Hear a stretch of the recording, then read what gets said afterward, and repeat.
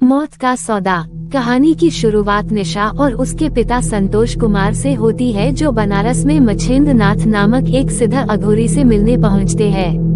निशा का पति विवेक की हालत गंभीर है और उसे केवल मच्छिंद्र नाथ ही अपनी शक्तियों से बचा सकते हैं। बहुत ही मुश्किल से मच्छिंद्र नाथ उनकी सहायता के लिए मानते हैं और उनके साथ गाड़ी में बैठकर चलने का निर्णय लेते हैं। लेकिन निशा मच्छिंद्र नाथ को अपने पुराने कॉलेज क्लासमेट आशुतोष के रूप में पहचान लेती है, जिसे उसने और उसके पिता ने कॉलेज से निकलवाया था। अब क्या होगा जब निशा का अतीत उसके घर दस्तक देगा, और क्या वाकई में मच्छिंद्र और आशुतोष एक ही व्यक्ति है? पिशाचिनी ने एक दिन मुझे अपना अलग से कमरा लेने के लिए कहा। ये एक स्वाभाविक बात थी, क्योंकि डोम के झोपड़े में वह स्वतंत्रता नहीं मिल सकती थी जो उस पिशाचिनी को अपनी क्रियाओं के लिए आवश्यक थी। उसके निर्देशानुसार मैं चल पड़ा, पर यह जानने से पहले कि पिशाचिनी ने मुझे ऐसा करने के लिए क्यों कहा, मैं आप सबको अपने बारे में कुछ बताना चाहता हूँ। मेरा नाम महानंद चट्टोपाध्याय है। मेरे पिता देवानंद चट्टोपाध्याय एक प्रख्यात ज्योतिषी थे। मैं उनकी दूसरी पत्नी से उत्पन्न हुआ लाड प्यार में पला हुआ नालायक बच्चा था। मेरे पिता ने मुझे ज्योतिष सिखाने की बहुत कोशिश की, लेकिन मैंने उस पर कभी ध्यान नहीं दिया, अपनी मस्ती में लगा रहा। बाल्यावस्था में पिता की मृत्यु हो गई। अब सारा कामकाज माँ ने संभाल लिया। वह मुझे बहुत लाड करती थी, इसलिए मुझे कोई काम नहीं करना पड़ता था। सारा काम नौकर चाकर करते रहे। मैं ऐश आराम की जिंदगी बिता रहा था। समय आगे बढ़ता गया और इसी प्रकार मैं अपनी युवावस्था तक पहुंच गया। पैसा पर्याप्त था और माँ की तरफ से खुली छूट थी, इसलिए चमचों की फौज भी मेरे साथ चला करती थी और सभी प्रकार की अय्याशियाँ मेरे जीवन का एक अभिन्न हिस्सा बन चुकी थी। अचानक एक दिन मेरे जीवन में वज्रपात हुआ। मेरी माँ, जो मेरी सभी प्रकार से देखभाल करती थी, वह अचानक चल बसी। इस घटना के बाद से सारा उत्तरदायित्व मेरे ऊपर आ गया, लेकिन मैं तब भी लापरवाह बना रहा। मैंने अपने खास चमचे कादिर को अपनी जिम्मेदारियां सौंप दी। वह पूरे जतन से काम करता रहा और हमेशा मुझे ये दिखाने की कोशिश करता रहा कि वह मेरा वफादार है। मैं भी उसी गलतफहमी में रहा, लेकिन समय बीतने के साथ उसने सारी संपत्ति अपने नाम करा ली। पहले मुझे एक नशा मुक्ति केंद्र में भर्ती करा दिया, जहां बेहद कड़ा पहरा था और मैं वहां से बाहर नहीं निकल पा रहा था। लगभग 6 महीने तक वहीं पर रहने के बाद एक दिन मैं वहां से भाग निकला। वहां से भाग निकलने के बाद किसी प्रकार गांव तक पहुंचा। कादिर मेरी पूरी संपत्ति पर काबिज हो चुका था और मेरी गद्दी पर बैठा हुआ था। ये देखकर मुझे बड़े जोर का सदमा लगा। मेरी दाढ़ी बढ़ चुकी थी, कपड़े मैले कुचले थे, लेकिन कादिर ने मुझे देखते ही पहचान लिया और अपने चमचों से पिटाई करवाकर मुझे नदी में फिंकवा दिया। उनके द्वारा पिटाई करके नदी में बहा दिए जाने के बाद भी मेरी मृत्यु नहीं हुई। मैं बहता बहता एक मसान घाट के किनारे जा लगा। वहाँ के डोम ने मेरी देखभाल की और उस समय में मुझे काफी मदद की। थोड़ा स्वस्थ हो जाने के बाद मैंने अपने खानदानी व्यवसाय ज्योतिष को अपनी आय का साधन बनाने की कोशिश की, लेकिन क्योंकि मुझे कोई खास जानकारी नहीं थी, इसलिए जल्द ही लोग जान गए कि मैं पोंगा पंडित हूँ। ये स्थिति मेरे लिए बेहद शर्मनाक थी। मुझे अपने आप से घृणा होने लगी। मुझे ऐसा लगने लगा कि मैं अपने पिता का नाम खराब कर रहा हूँ।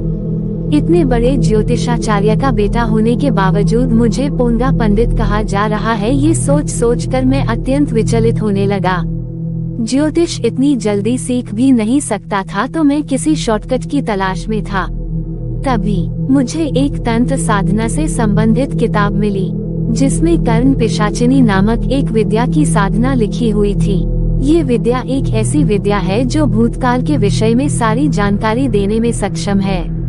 ये पढ़कर मुझे लगा कि अगर यह सिद्ध मुझे प्राप्त हो जाए तो मैं बिना खास पढ़ाई लिखाई करे ही ज्योतिष के रूप में अपना स्थान बना लूंगा।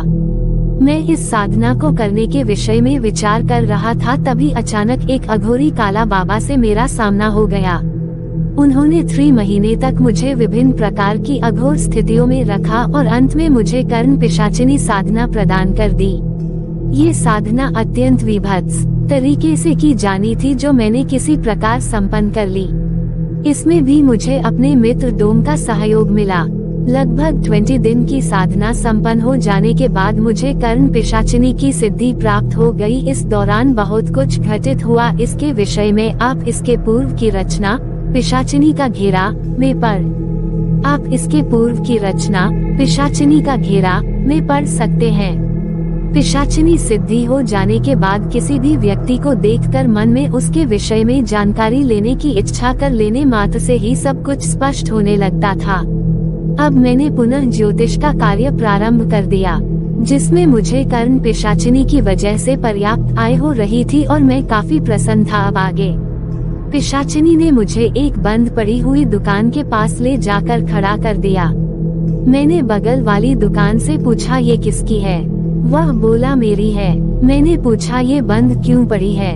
वह बोला, कोई किराएदार नहीं मिला है इसलिए खाली पड़ी है। मैंने उससे उसे किराए पर ले लिया। वह लगभग 6 फुट बाई 10 फुट की दुकान थी और मैंने उससे उसे किराए पर ले लिया। वह लगभग 6 फुट बाई 10 फुट की दुकान थी और उसके पीछे लगभग इसी साइज का एक कमरा भी था, जिससे लगा हुआ स्नानघर मौजूद था। इतना मेरे लिए पर्याप्त था। मित्र डोम से विदा लेकर वहां आ गया। आने से पहले फिर से मैंने उसको कुछ पैसे देने चाहे, लेकिन उसने कुछ भी लेने से इनकार कर लिया। संभवतः वह जानता था कि यह सारी कमाई पिशाचिनी के द्वारा प्रदान की गई है और इसे लेना ठीक नहीं होगा। जो भी हो, उसने मुझसे पैसे नहीं लिए और इस बात का मुझे अफसोस रहा।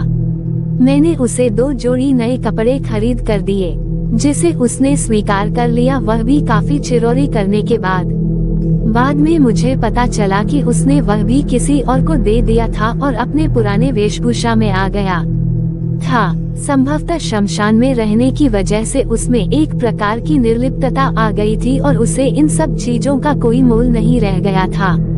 खैर, डोम का प्रकरण वहां समाप्त हुआ। अब मेरी नई यात्रा प्रारंभ हो रही थी। दुकान में एक टेबल और कुर्सी का इंतजाम भी कर लिया और एक बोर्ड भी लगवा लिया जिस पर लिखा था ज्योतिषाचार्य महानंद चट्टोपाध्याय। उसी रात को पिशाचिनी आई और अपना भोग लेकर चली गई। मेरी हालत खराब हो चुकी थी, इसलिए अगले दिन पूरा बिस्तर पर ही पड़ा रहा। दिन से दुकान खोलना चालू किया। दूसरे मेरी दुकान चल निकली। पिशाचिनी के प्रभाव से 15 से 20 लोग मेरे दुकान में रोज पहुंच जाते। कहां से आते, कैसे आते, ये तो वही जाने, लेकिन आ जाते थे और इस प्रकार से मेरा कार्यक्रम बढ़िया चल निकला। रोज की आमदनी 1000 रुपए के पार हो चली थी और कई बार उससे ज्यादा भी हो जाती थी। मैंने अपनी फीस बढ़ाकर 151 रुपए कर दी थी। शहर में मेरे नाम का काफी प्रचार प्रसार होने लगा था। लोगों को लगने लगा था कि एक सिद्ध ज्योतिषी उनके शहर में आ गया है। सच्चाई केवल मैं जानता था। इस प्रकार के प्रचार से फायदा मुझे ही हो रहा था और नए नए लोग अपना भविष्य जानने के लिए मेरे पास आ रहे थे। जैसे ही मैं उनको उनके भूतकाल की घटना बताता या उन्हें उनके नाम से पुकारता, वह प्रभावित हो जाते। उसके बाद कुछ भी उलझुल बात भविष्य के बारे में शब्दों से खेलकर बता देता।